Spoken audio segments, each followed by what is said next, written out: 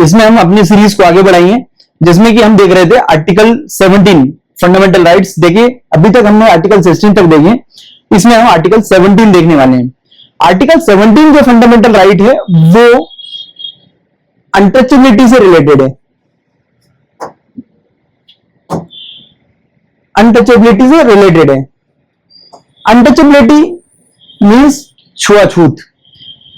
जब भी कोई एक इंसान किसी दूसरे इंसान से को इंफीरियर मान करके, उसे छोटा मान करके खुद को उससे बचाता है, उससे दूर रखता है, या किसी को बेइज्जत करता है, उसको ह्यूमिलिएट करता है, तो इस चीज को अनटचेबिलिटी कहा जाता है, जिसको हिंदी में छुआछूत कहते हैं।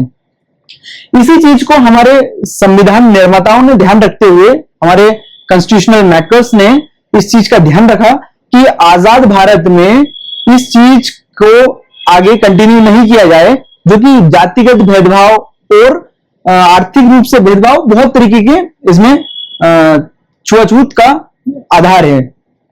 हमारे संविधान निर्माताओं ने कोशिश की कि ये छुआछूत जो कंटिन्यू होता आ रहा था हजारों साल से, इसको आगे आजाद भारत में कैरी ऑन नहीं किया जाए और इसे कानून बना करके संविधान में निहित कर करके इसको वहीं पे रोक लगाई जाए, इसे एक अपराध घोषित करके इसको कानूनी तरीके से रोकने का पूरा प्रयास किया जाए। इसी के तहत हमारे फंडामेंटल आर्टिकल्स, मौलिक अधिकारों में आर्टिकल 17 में इस चीज को रखा गया है, जिसको कहते हैं एबोल्यूशन ऑफ अनटचेबिलिटी, छुआछूत का उन्मूलन, हटाना।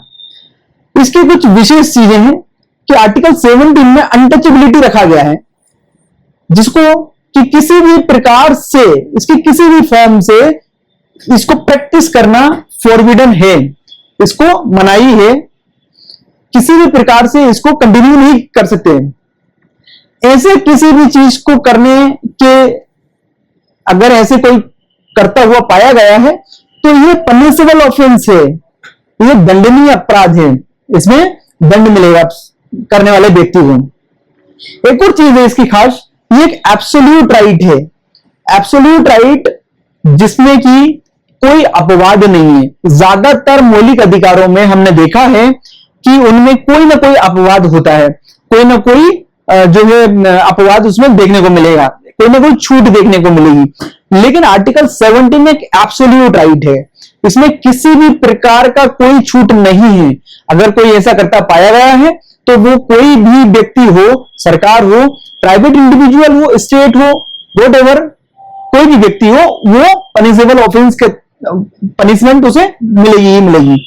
सो इसको एक एब्सोल्यूट राइट कहा गया है, मींस इसमें किसी प्रकार का कोई अपवाद, कोई एक्सेप्शन नहीं है, नो एक्सेप्शन, किसी प्रकार की कोई छूट नहीं है, किसी भी प्रकार की कोई छूट नहीं, किसी को ये करने की कोई परमिशन नहीं है, जो कि प्राइवेट इंडिविजुअल्स के लिए भी अप्लाइड होता है।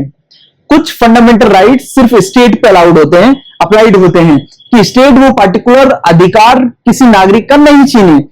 लेकिन आर्टिकल 17 अनटचेबिलिटी जो है वो स्टेट और प्राइवेट इंडिविजुअल, कोई व्यक्ति विशेष भी या कोई भी व्यक्ति इस चीज को नहीं कर सकता, किसी व्यक्ति को ह्यूमिलिएट नहीं कर सकता, उसको बेइज्जत नहीं कर सकता, उसकी डिग्निटी को डिस्टर्ब नहीं कर सकता। सो एक एब्सोल्यूट राइट है जो प्राइवेट इंडिविजुअल्स के लिए भी अप्लाइड है, जो कि इसे यूनिक बनाती है, यूनिक फंडामेंटल राइट्स बनाती है। इसके दो कारण हैं, क्योंकि ये एक तो स्टेट पे भी लागू होता है और प्लस प्राइवेट इंडिविजुअल पे भी लागू होता है, आम लोगों पे भी लागू होता है, कोई भी इसको वायलेट नहीं कर सकता है। सेकंड चीज, ये एब्सोल्यूट राइट है, राइट विदाउट एक्सेप्शन, इसमें एक्सेप्शन नहीं है, छूट नहीं है, किसी को भी करने वाला कोई भी हो वो पनिशमेंट का अधिकारी रहेगा। इसमें सामान्यतः इसको इन्फोर्स करने के लिए, इसको लागू करने के लिए protection of civil right act अभी लागू है। Protection of civil right act article 17 को लागू करने के लिए 1955 में एक लॉ बनाया जिसका नाम था untouchability act, untouchability offences act. 1955 में।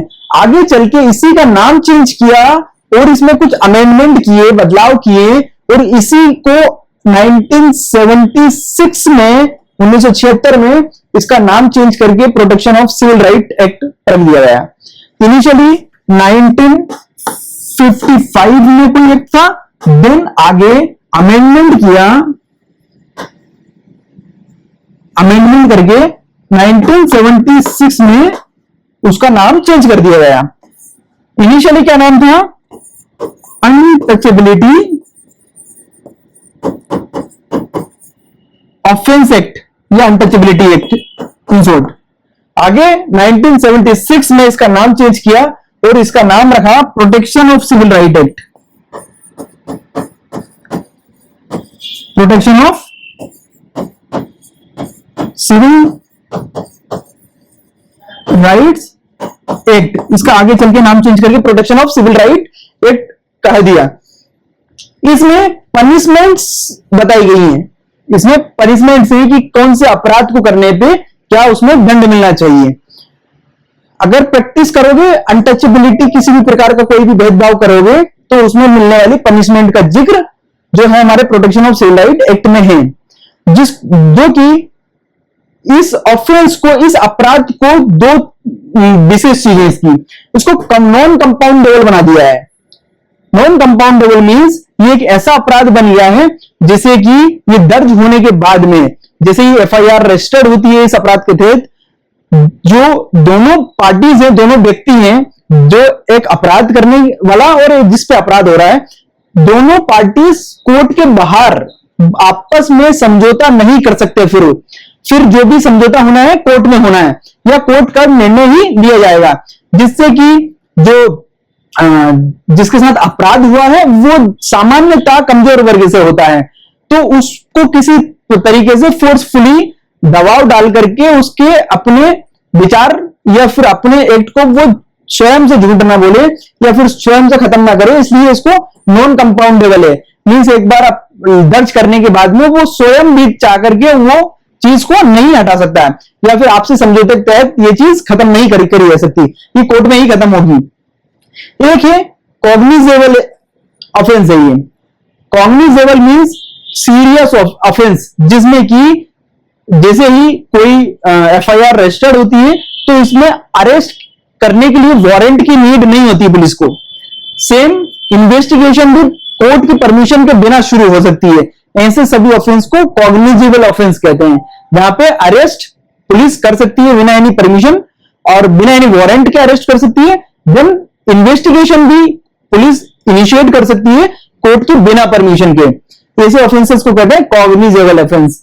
तो इसको नॉन कंपाउंडेबल और कॉग्निजेबल बना दिया गया है, जिसमें इसके अंदर बहुत सारी चीजें कवर है, जो कि पब्लिक प्लेसेस में जाने से अगर किसी को रोका जाता है, फॉर एग्जांपल टेंपल्स में जाने से रोका जाता है, मॉस्क में जाने से, मस्जिद में, क्या किसी वाटर बॉडी के पास जाने से, उसमें से कुएं में से पानी लेने से, किसी ट्रेन में, बस में, स्कूल जाने से, हॉस्पिटल जाने से, ऐसे किसी पब्लिक प्लेस जाने से अगर जाति के आधार पे या किसी भी आधार पे रोका जा रहा है किसी व्यक्ति को, तो वो उसका वायलेशन होगा, अनटचेबिलिटी मानी जाएगी।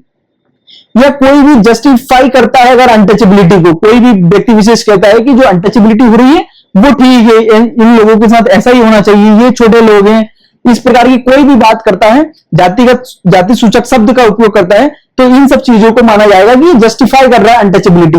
ये भी जो है ऑफेंस है। बहुत सारे ट्रेडिशनल ग्राउंड है, पहले से चले आ रहे हैं ग्राउंड से, पहले से चले आ रहे करंट से, जिनमें कि ये सब चीजें देखने को मिलती है।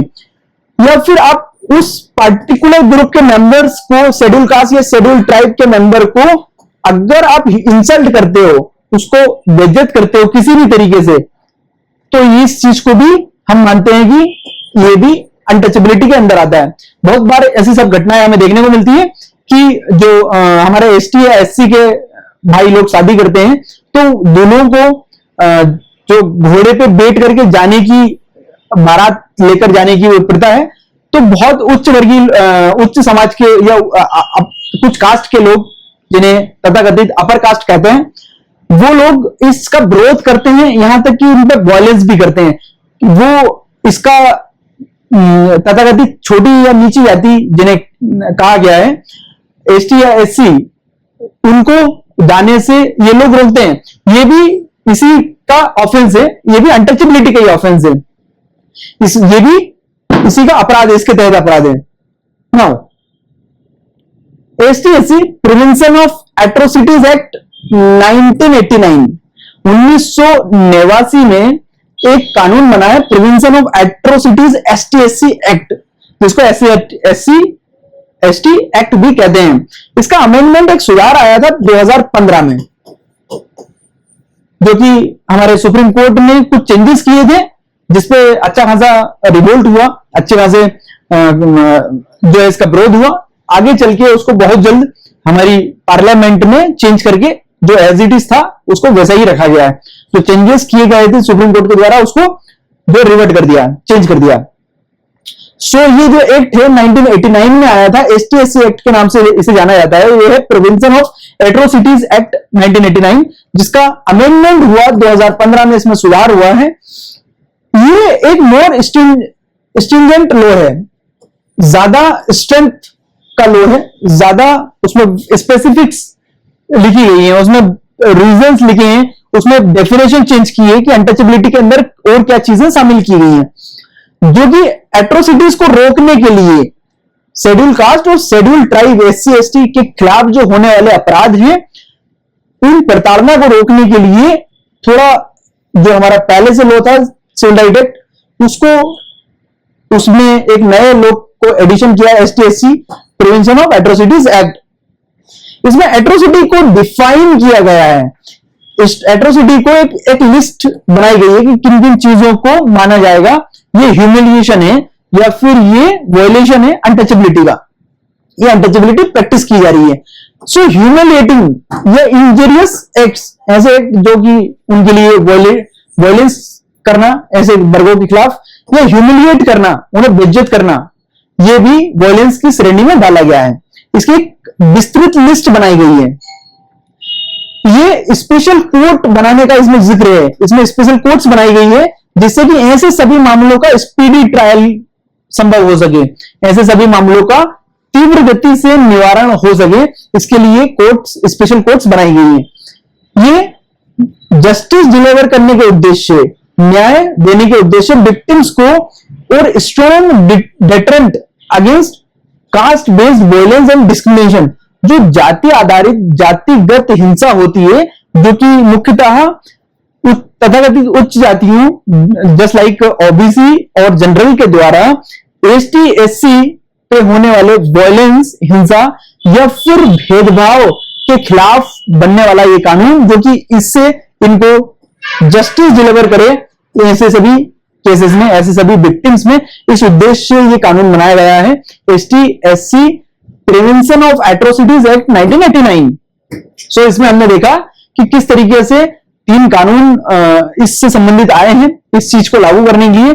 इसमें हमारा फर्स्ट है जो हमारा अनटचेबिलिटी एक्ट 1955, जो कि 1976 में उसका नाम चेंज करके उसको कुछ सुधार करके अमेंड करके और उसको स्ट्रॉन्ग बनाया है, जिसको सिविल राइट एक्ट के नाम से जाना गया है। 1989 में एससी-एसटी एट्रोसिटीज एक्ट नाम से ये कानून बनाया गया है, इसको और स्ट्रेंथ बनाया, उसमें डिफाइन किया है कि एट्रोसिटीज किस किस प्रभाव की हो सकती है। इसी में 2015 में इसको अमेंड भी किया गया है, और इसमें जो विशेष जरूरत है वो इसको लागू किया गया है।